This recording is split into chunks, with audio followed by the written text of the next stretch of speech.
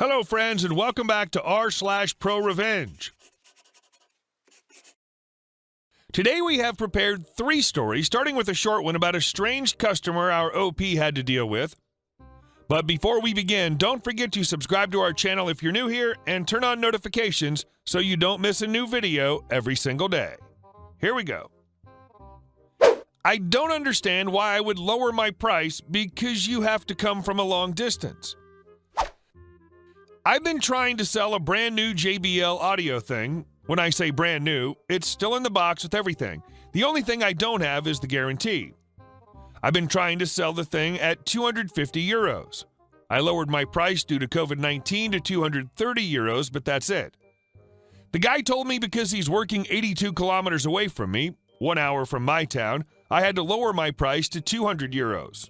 Which I replied, well, no, it's not really my problem. Plus, he told me he's actually living in a town 44 kilometers away from mine, roughly 42 minutes of driving. I told him, well, go home, finish working, then come fetch the thing. IDK. Why would I lower my price because of him driving? He could come on a horse and the price would still be 230 euros. I don't know, maybe I'm wrong, but yeah. And our second story.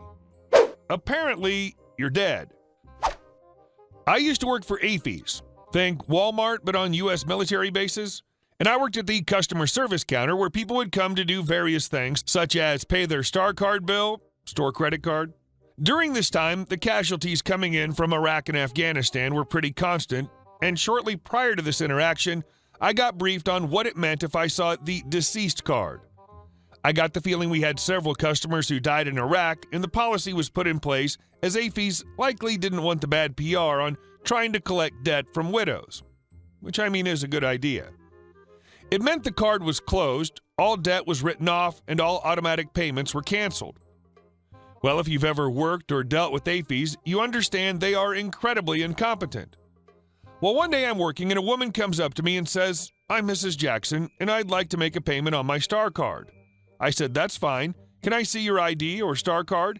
And she gave me her Star Card and I asked her, and how much will you be paying today? To which she said $1,500. I opened her account, and in bright big letters, her account status was deceased. Her balances were zeroed out. Confused, I asked her how much she owed on the account. She said approximately $4,000. Thinking maybe I opened the wrong account, I asked if she had her Star Card so I could enter the exact account number. She gave me her Star Card. Same status. She's dead. She owes us no more money. And I said, Miss Jackson, I have good news and bad news, to which she gave me a frustrated look and said, what's the bad news? I said, apparently you're dead. She laughs and says, I feel very much alive. I nod my head and go, I agree, you do appear to be alive. She goes, so what's the good news? I smile and say, you don't owe us any more money. She goes, what? I go, per our policy, if a customer dies, we close their account and write off their debt. Concerned, she goes, well, is this going to get sent to collections? I ask, were you past due? She goes, no, I wasn't. I go, let me call my manager.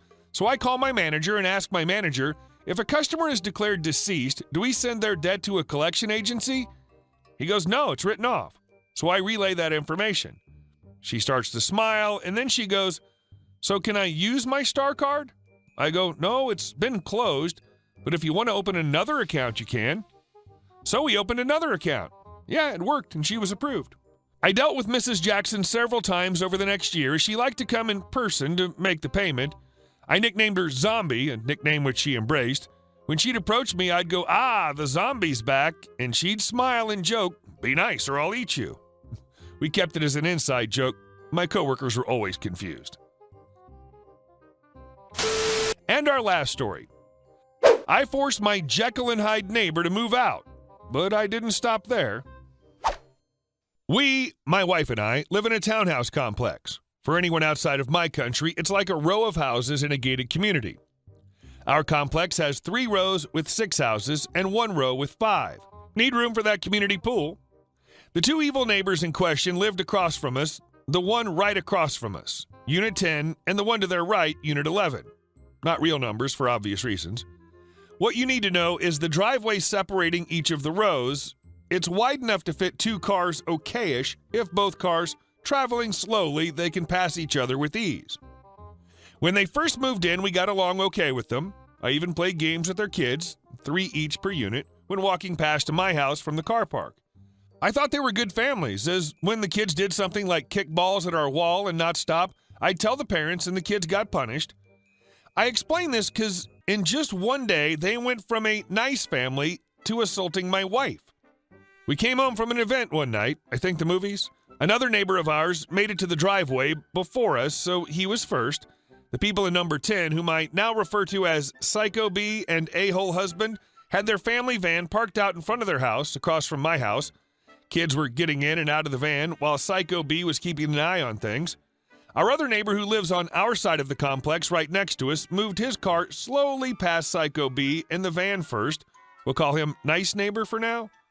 When Nice Neighbor slowly moved past the van, there was no problem at all.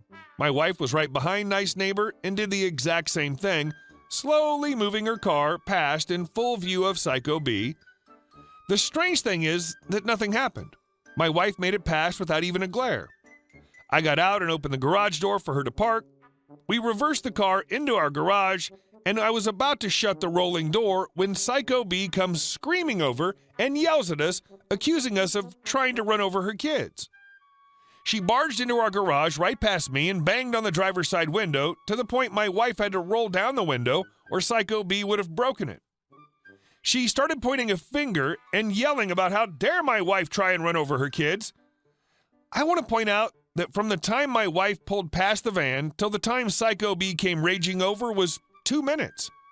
Why didn't she blame Nice Neighbor, and why didn't she say anything as my wife moved the car past the van? It's like the worst delayed reaction in history, and to this day, we still don't know the real reason they had it out for my wife and I. If the real reason was running over the kids, Psycho B would have been in Nice Neighbor's face or in my wife's face while she moved the car past the van. My wife felt cornered and scared, and I was about to drag Psycho B out of our garage when A-hole husband came storming over and threatened me not to touch his wife. So I had to leave my wife cornered and defenseless and try and hold off A-hole husband in the driveway. After a few minutes of screaming at my wife, Psycho B went too far. She slapped my wife hard across the face, and her sharp nails left multiple scratch marks and bleeding. That was the last straw for me as my adrenaline kicked in. I'm not a violent guy. I like to think I'm normally smart by having a policy of the best defense is to not get in a fight in the first place. I stormed over to Psycho B, but A-hole husband grabbed my shoulder from behind and demanded to know where I was going. I turned around and gutted the idiot in the stomach with a right hook, then ignored him as he went down. I grabbed Psycho B from behind as she was still wailing on my wife and threw her to the ground outside of our garage. I told them to rack off, polite way I said it, and leave us alone. I went inside and called the police to file a report. The police took notes and photos. I even said I punched A-hole husband in defense of my wife. I got nothing to hide. The police didn't do much apart from take notes, and that was it. The Jekyll and Hyde 180 they pulled on us from good neighbors to assaulting my wife really took us by surprise. In the weeks and months that followed, we got insults, glaring, and threats from Units 10 and 11 as 11 joined their friends in condemning us. Most others in the complex took our side as they either saw or heard what happened. One thing was clear. Units 10 and 11 had to go. We own our house, and we ain't up and leaving our lives because Psycho B wants to start drama with us. First, I called Body Corps. They manage the complex, kind of like a commercial HOA, but not a HOA, as not run by residents of the complex, but a company, and filed a report about both 10 and 11, showcasing all our documented proof of the harassment and threats towards us. Next, I talked to their landlord, who owned 10 and 11, and about 5 other houses in the complex. He's a good friend. He seemed concerned, but not enough to kick them out. Guess he really wants their rent payments. So I decided to get rid of them myself. First, I found their Wi-Fi network, and before I shut them out of it, I got their email address, then locked them out of their own internet connection. I had their phone number from when we were good neighbors, and I got myself a burner phone. I signed them up for every spam email I could find, order takeout to be paid on delivery every night of the week. I made sure their mailbox was stuffed with advertising. I even had men knocking on the door for promised fun only to leave angry and had a-hole husband and Psycho B at each other's throats. I made sure their phone was ringing at all hours of the night. They even threw the phone out the window. As a final favor, I had a friend who runs a dog washing business come around pretending they booked her. When they explained they had no dogs and told her to duck off, she finally understood what we've been dealing with. They kept berating her to leave, throwing in racial slurs. Bad idea. She took out the hose meant to wash the dogs and sprayed Psycho B and a-hole husband and inside the house all over their carpet. I think they finally got the hint and moved out only a month later. Number 11 followed them a few weeks after. The entire complex had a huge pool party and celebration, but I wasn't going to let them off that easy. That psycho wailed on my wife for no good reason. Prepare to lose it all. From where we were on good terms with Psycho B and a-hole husband, I knew they were on temp visas while trying to apply for permanent residency.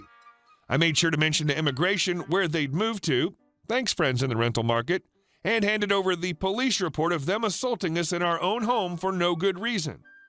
Seems Psycho B didn't make her own police report, so ours was the be-all and end-all and was enough to get them kicked out of the country. I know the country they come from, it's hard to get work. Why a lot of people from that country move here, I feel zero remorse booting them out. Zero, zip, nada. Simply delicious. The morsel at the end about deportation was particularly tasty. Hey guys, thank you all for watching the video. I'll see you in the next one.